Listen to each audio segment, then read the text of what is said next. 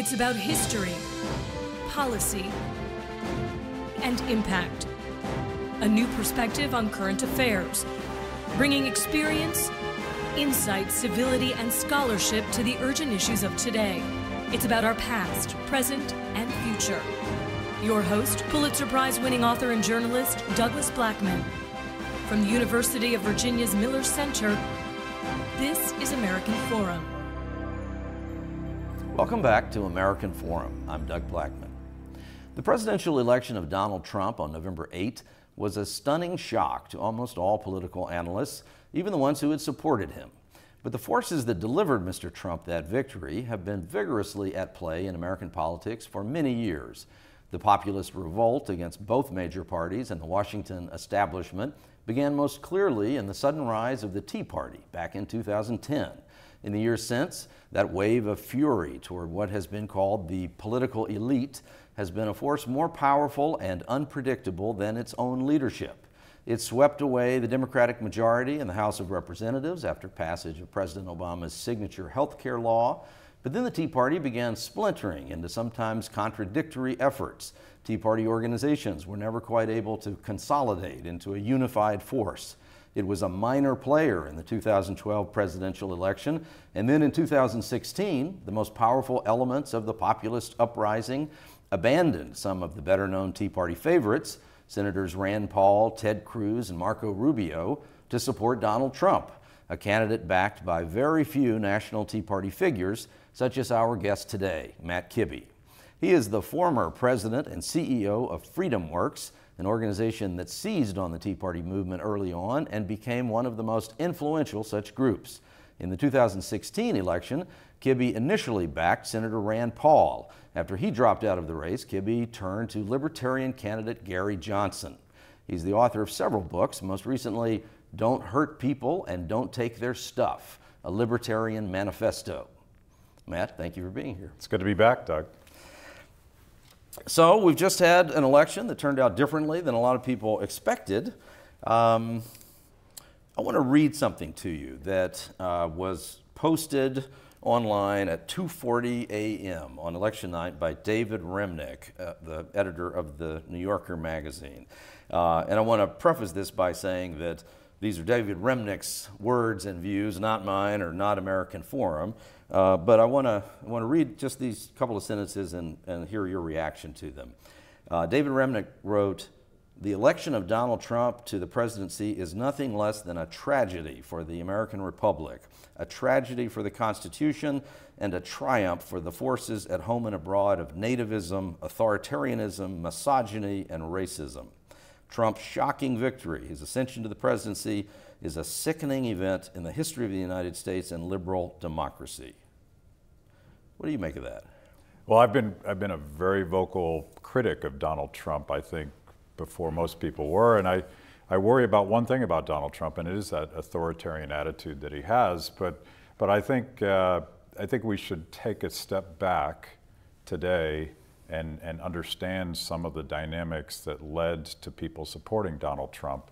There's a lot of economic anxiety, there's a lot of distrust of the political establishment, and we have no idea how Donald Trump is going to govern. And I think we should be prepared for the worst, but we should also know that our system, our republic, is very robust, and I have a lot of faith that we can get somewhere positive out of this. Let's talk about how we did get to this and what I referred to in the introduction. Do you buy that proposition that I put out, that the Tea Party movement certainly was the accelerant? It's not really the Tea Party movement now exactly that delivered Donald Trump to the White House, but it's a big part of it, and it was the energetic accelerant. But do you take that proposition? So I like to say that Donald Trump broke the Tea Party right in half, and I think that politics ultimately corrupted what used to be a cohesive political philosophy that united the early Tea Party movement. But appreciate that the dynamics that created the Tea Party, disintermediation and social media and the decentralization of knowledge and information, that happened before the Tea Party, and Donald Trump is probably one manifestation of that, but so is the Pirate Party in Iceland. There's a general dissatisfaction going on with the political establishment in Washington, D.C. There's an easier ability to find out some of the corrupt things that go on, the collusion between businesses and media and political interests.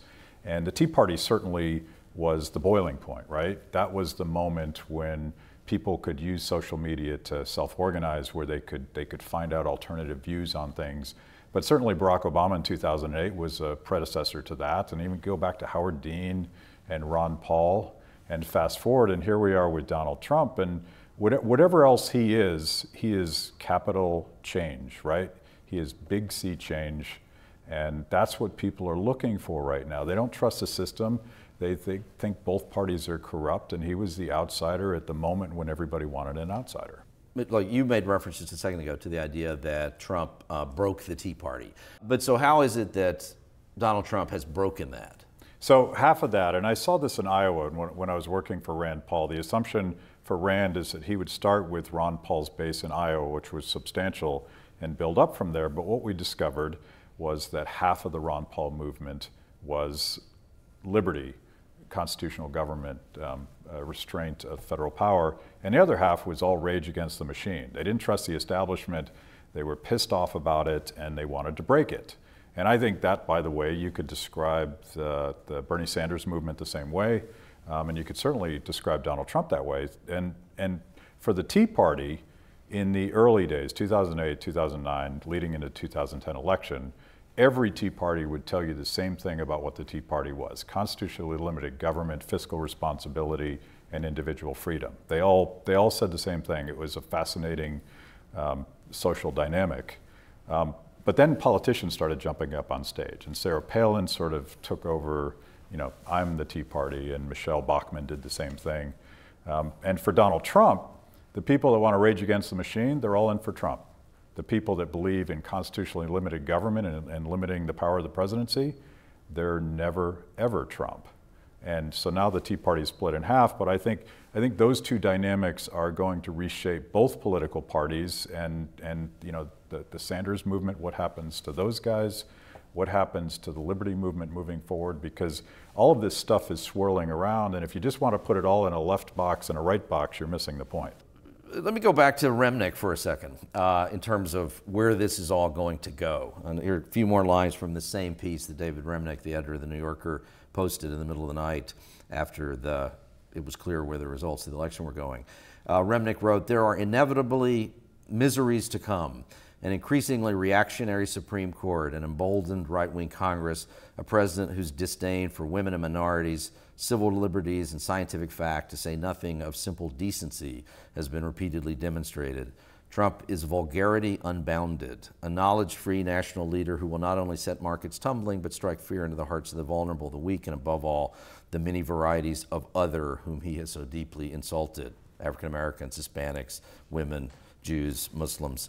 The most hopeful way to look at this grievous event, and it's a stretch, is that this election in the years to follow will be a test of the strength or fragility of American institutions, a test of our seriousness and resolve." Is it that dark? No, I don't think it's that dark, and I think that sort of attitude from media elites is precisely what people are reacting against. Yeah. I think the American people are better than that, and I think our democracy and our republic is better than that. But I think we should push back against any party, any president, Republican or Democrat, that wants to go after fundamental rights in our Bill of Rights. And I've seen both parties go after the First Amendment, go after the Second Amendment, go after the Fourth and Fifth Amendment. And I'm one of those guys that thinks that the Bill of Rights is a pretty cool roadmap for how we keep the government from going too far. What do we do about, though, that, and I hope I'm establishing here that I'm actually against expectations. I'm somebody who has been open to the validity of these political phenomena.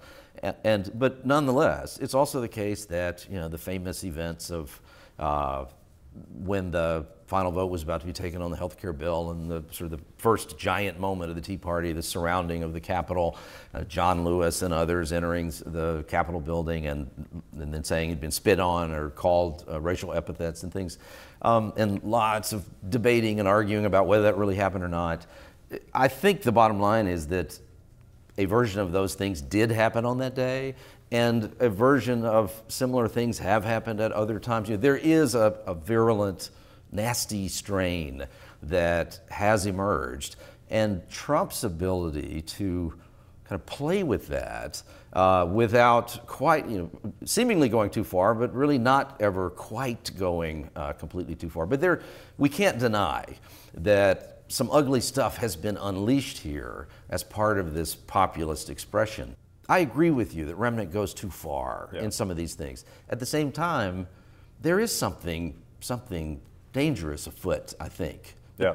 No, I mean, I think there are very unsavory elements in the Trump movement and right of center, and I think you could find some of that left of center as well. But I do think that the vast majority of Trump supporters, I mean, that part of the narrative is going to be a bunch of old white people elected Donald Trump, and that there's a racist element to that. I think most voters are reacting to what we would criticize the left for, identity politics.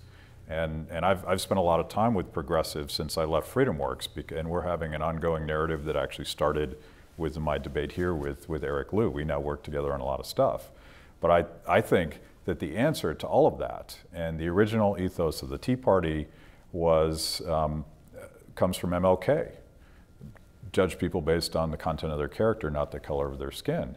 The modern left doesn't really believe that anymore. They think that we should put people in their silos and treat everybody differently. And I don't think that that's how you keep a very diverse, very different, very disparate America together. I think a simple set of rules that treats everybody just like everybody else is the only way to accommodate the incredible and awesome diversity that America is. And I think that's one of the takeaways. Jonathan Haidt tweeted this out. Let's all agree that identity politics is a failure. And I agree with that.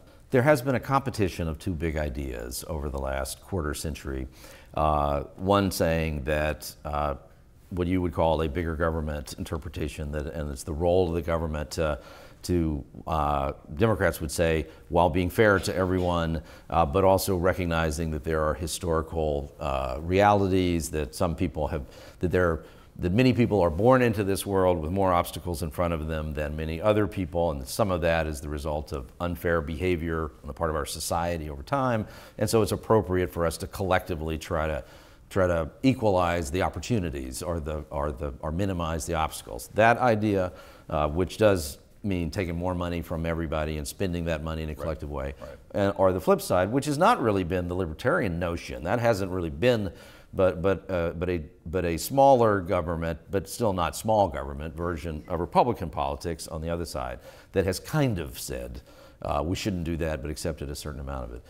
In the end, in the competition between these ideas, we still have ended up with a growing number of Americans with the sense that they are being left behind, that there's growing objectively, empirically determined income inequality that is clearly a huge element of this discontent.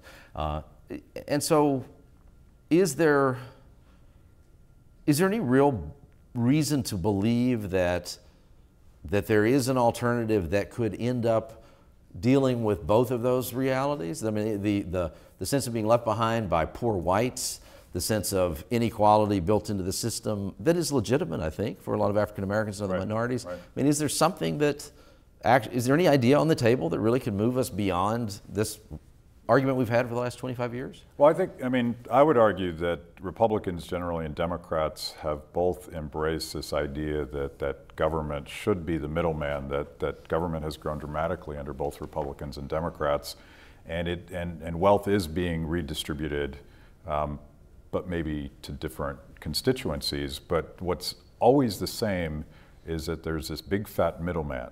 All of the interests that come to Washington, D.C., corporations, big unions, whatever it is, there's a line of buildings all around the Washington Capitol and the Hill of people that are trying to get a piece of the action.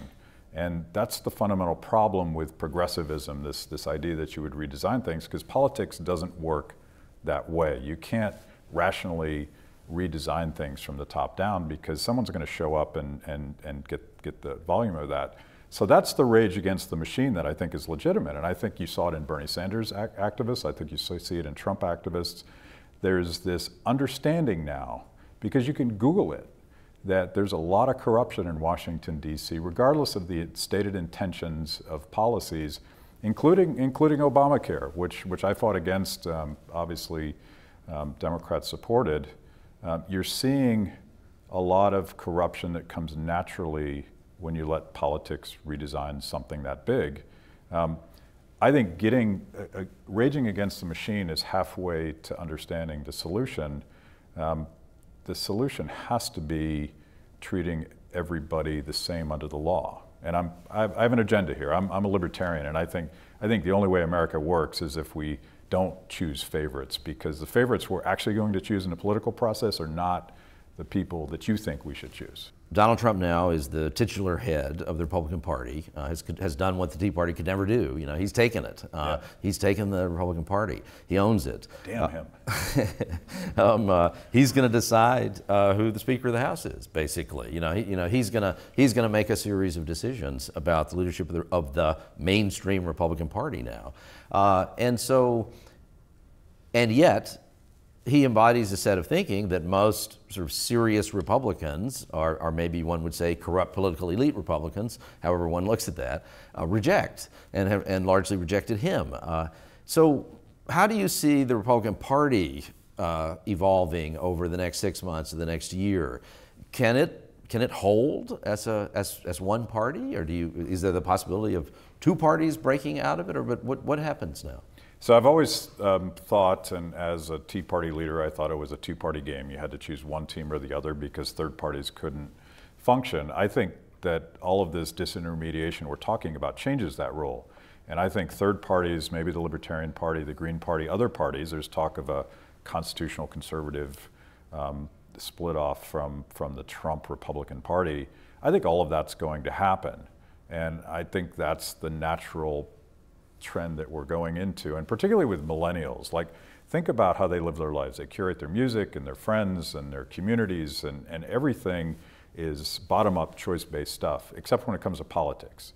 And then they go to the political shopping mall, and it feels like they're in Caracas. There's two things on the shelf, and they both suck. That's not cool for young people. And I think that expect it all to fall apart. I think we're going to look foolish if we make too many bold predictions about who Donald Trump actually is.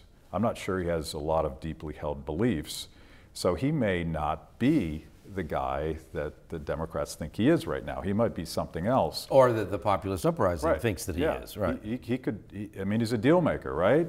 And tomorrow he might completely change his mind on immigration. I don't think that's outside of the realm of possibility. But all of that said, I think there's going to be a voice for liberty and limited government. A lot of the things that animated the Tea Party, those people are still finding a home, and maybe it's the next Libertarian candidate, or maybe it's not. Let's see what happens. What do you see happening among this most populist element that latched onto him, and that was previously the energetic heart of the Tea Party movement?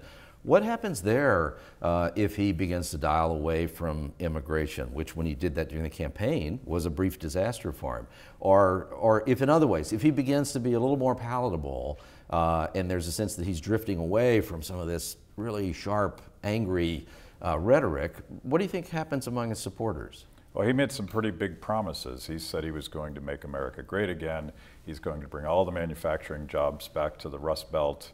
I don't know exactly how he does that because some of this change is permanent and there's no putting the genie back in the bottle. I think he's got a lot of the same problems. Let's assume that the election of Donald Trump is really a repudiation of 8 years of Barack Obama, because Hillary ran as the third Obama term, and Obama basically said the same thing. He made a lot of big promises too, and people left that experience feeling let down. And I think it's going to be challenging for him to keep everybody happy. Now, all of that said, he might, in fact, he's a brand manager. I call it political arbitrage. He says something, If people like it, he says it again. If they don't like it, he stops saying it. And so he's going to be all over the place. And maybe that translates into him hiring a lot of competent executives to run his government for him.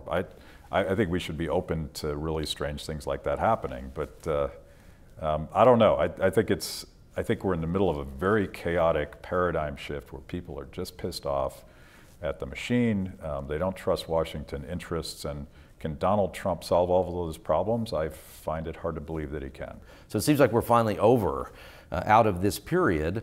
Does that liberate the Democratic Party in a way, from your vantage point, to become more the party of Bernie Sanders, or to revitalize itself in some fashion that also very significantly changes the landscape? I think it probably does, and you know, one of the problems with the party in power, the party that holds the White House, is your farm team is not growing at the same time. But you know what's interesting, and as someone that supported Gary Johnson and Bill Weld, two-term successful governors, Republicans in blue states, on paper, that should be perfect, right? But I think people are now not trustworthy of even Rand Paul, first-term senator. He's part of the establishment because he was actually elected to something. So what does that mean for the next Democratic rock star, the next Republican rock star? Do they have to be completely outside of politics? I'm not sure we understand what the rules are right now. It's going to be interesting to see what happens. And so, and we need to begin wrapping this up, but you've expressed, obviously you didn't support Mr. Trump in the end. You've got real concerns about him. You've also said, we've talked in a number of ways about how we shouldn't assume it's going to be more dark than there's reason to believe. And I do believe the single biggest thing we all have to stop doing is assuming that we know what the other person thinks, regardless of what they say. We've just got to stop doing that. You know, that is what the South did to Abraham Lincoln. You know, that no matter what he says, what we know he really thinks is this, and so we're going to destroy the country and kill 600,000 people on the basis of it. And we can't do that. We've got to stop assuming we know what people think when it's something they've never said. So it's good caution for us to back away from some of that. However, I don't think you're completely free of fear about what might happen over the next few years. Not at all. What are you most worried about? I'm most worried about this continuation of what I call the imperial presidency. I like checks and balances, and I want the Supreme Court to check the Congress, and I want Congress to check the president. And it was designed that way. It was designed to be sticky and slow-moving, and so that no single interest could ram through really big changes to our constitutional republic. I'm very worried about that, but I'm worried about this us versus them thing. I think it's really destructive. I want to get upstream of politics. I actually left Freedomworks to get out of politics, and of course then I went to work for a Rand Paul super PAC and then a Gary Johnson super PAC. That's kind of like getting out of politics.